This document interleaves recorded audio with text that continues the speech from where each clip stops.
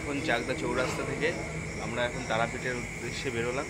তো তোমরা দেখতে থাকো আমরা কত টাইমের মধ্যে তারাপীঠে পৌঁছি। এখন বাজে রাত 12টা। রাত 12টার সময় আমরা এখান থেকে বেরোচ্ছি। তো দেখি কতক্ষণ টাইম লাগে আমাদের এখান থেকে তারাপীঠ।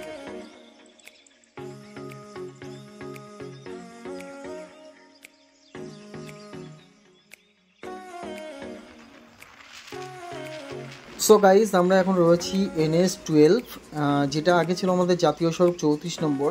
তো এখন সেটা NH-12 হয়েছে। তো এখন আমরা দেখুন রানাঘাটের উপর দিয়ে যাচ্ছি। এই রানাঘাটে এক সময় 1 থেকে 1.5 ঘন্টা জ্যামে দাঁড়িয়ে থাকতে হতো আমাদের। তো এখন আমরা রানাঘাটের উপর দিয়ে কৃষ্ণনগর হয়ে আমরা সোজা পৌঁছে যাব বহরমপুর থেকে আমরা তারাপীঠ যাব। তো চলুন দেখা যাক। 12:55 বাজে এখন।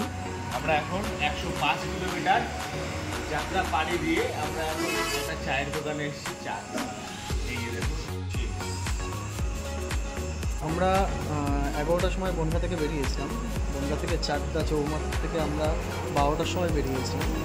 তা এখন আমরা কটা বাজে? তো এখন বাজে 12:45। এই যে সুখদেব দা এত সময় গাড়ি চালিয়েছে 105 কিলোমিটার জার্নি করে, তার প্যান্টের অবস্থা দেখো। এই যে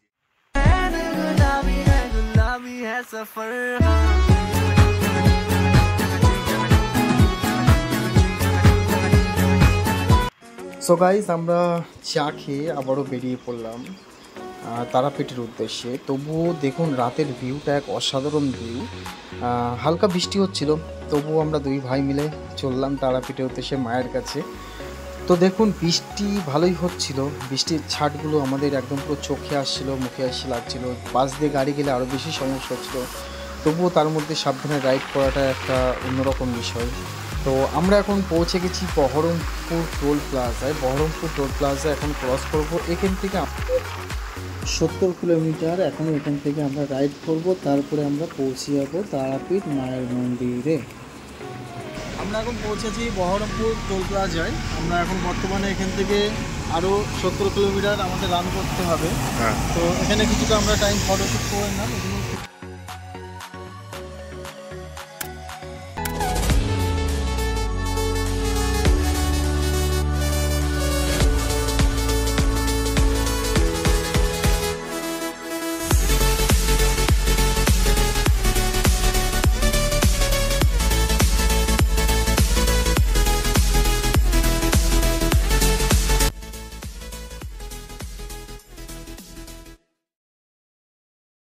তো আমরা এখন আমাদের গন্তব্য স্থানের থেকে 60 কিলোমিটার দূরে আছি।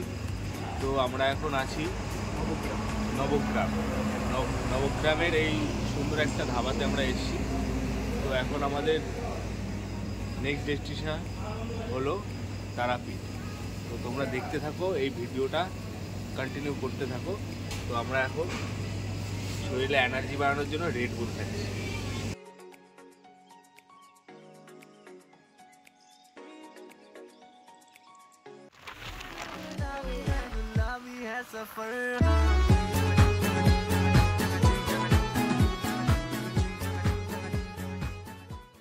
তো ফাইনালি সকালের ভিউটা জাস্ট এমন ছিল। সাইড থেকে এরকম মাল ট্রেন যাচ্ছিল, দেখতেও খুব সুন্দর লাগছে। তো বাকি ছিল আমাদের 14 কিলোমিটার তারা। ফাইনালি 200 কিলোমিটার অতিক্রম করে তারাপীঠে প্রবেশ করলাম। তো ওখানে কিছু ফটোশ্যুট করেছিলাম। ফাইনালি আমরা তারাপীঠে এসে পৌঁছালাম। তো তারাপীঠের আমরা যে হোটেলটা বুক করেছিলাম মেকমাই ট্রিপে, তো সেই হোটেলটায় আমরা এখন যে রুমটা নিয়েছি রুমটা দেখাবো, কত সুন্দর রুম। তো চলুন দেখা যাক রুমটা এবার আমরা দেখব। দেখুন কত সুন্দর রুম পরিবেশটা। এখানে একটা ওয়ার্ড্রপ দেওয়া আছে, একটা আয়না দেওয়া আছে, টিভিও আছে এখানে। আর বাথটা দেখুন কত সুন্দর।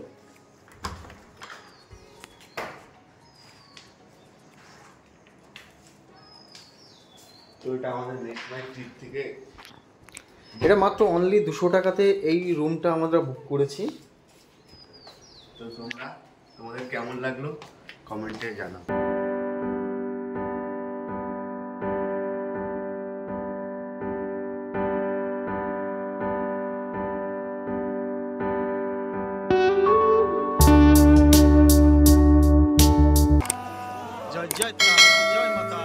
ট্রিপে তারপরে আমরা ওখানে ফ্রেশ হলাম, ফ্রেশ হয়ে তারপরে আমরা দুপুর 3টের পরে আমরা পুজো দিতে আসলাম, কারণ 1:30 থেকে 3টে পর্যন্ত মায়ের মন্দিরটা বন্ধ থাকে, কারণ ওই কারণের জন্য।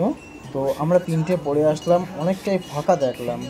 তো আমরা এমনি চিন্তা ভাবনা করেছিলাম যে ফাঁকায় ফাঁকায় পুজো দেবো। আপনারাও যদি আসেন তারাপীঠে চেষ্টা করবেন দুপুরের পরে পুজো দেওয়ার, তো দেখবেন সত্যি পুরোটাই ফাঁকা থাকে, আপনারা সত্যি মায়ের দর্শন করতে পারবেন মন ভরে আপনার মায়ের। এখানে প্রতিনিয়তই পুজো হয়, প্রত্যেক দিনই পুজো হয়, বাট এখানে সিস্টেমটা সম্পূর্ণ আলাদা। এখানে জেনারেল লাইন আছে একরকম, আর এই যে গেটগুলো করা রয়েছে এগুলোতে আছে হলো ভিআইপি পাস, মানে 500 টাকা 1000 টাকার টিকিট কেটে এখানে ভিতরে মায়ের পুজো দিতে হয়।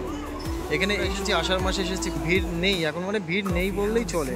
আর অন্য সময় এখানে দাঁড়ানো যায় না, প্রচণ্ডই ভিড় থাকে।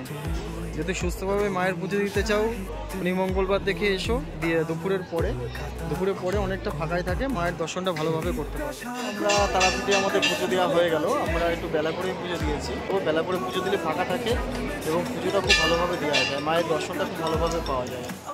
তো গাইস আমাদের পুজো দেওয়া কমপ্লিট। তো আমরা এখন আমাদের যে প্রসাদের ডালাটা দেওয়া ছিল সেই ডালাটা আনবো। তো ভিডিওটা তোমরা কন্টিনিউ। এই যে আমাদের সৌরভ পুজো দিয়ে এসে এখন খাওয়া দাওয়া করছে। কি খাবো বাবা? সবজি ভাত। সে ডাল আছে, আলু পোস্ত আছে, আর পটল আর আলু ঝোল আছে। তো দুপুরে খাওয়া দাওয়া করে কিছুটা রেস্ট নিয়ে আমরা আবার বেরিয়ে পড়লাম শ্মশানের উদ্দেশ্যে। তো মেন গেট, যে মূল গেটটা আছে, দেখুন কতটা ভিড় বাজারে।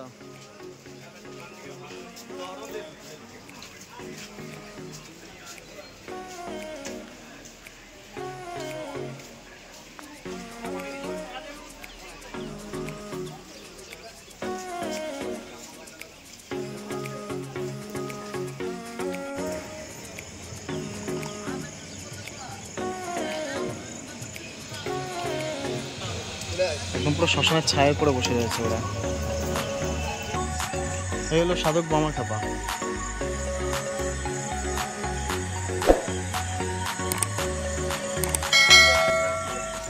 তো এখানে আমরা সাধক বামা খাপার সাধনা স্থানে একটুখানি ধূপ মোমবাতি জ্বালিয়ে নিলাম।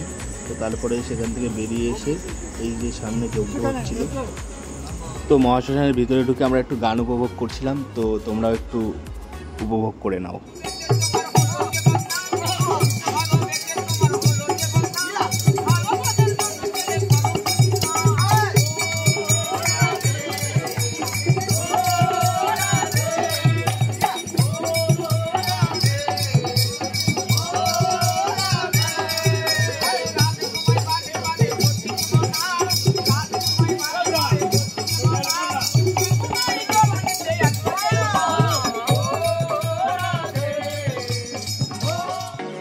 মহাশ্মশান বা মহামন্দির যেটা আমরা দেখছিলাম, মহাশ্মশান থেকে আমরা এখন মহামন্দিরে চলে এসেছি।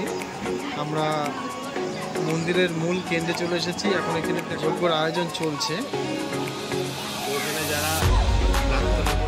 আমাদের চাকদা চৌমাথা থেকে আমাদের তারাপীঠে আসতে সময় লেগেছে মাত্র 7 ঘন্টা। তো 7 ঘন্টা সময় লেগেছে। আমরা ভোরবেলায় তারাপীঠ মন্দিরে পৌঁছেছি। হোটেল আমাদের আগে থেকে বুক করা ছিল। হোটেলে ঢুকে ফ্রেশ হয়েছি। ফ্রেশ হয়ে আমরা দুপুর 2টোর পরে পুজো দিয়েছি, মানে 3টের পরে পুজো দিয়েছি। 3টের পরে পুজো দিলে সত্যি মায়ের দর্শন করা যায় ভালোভাবে।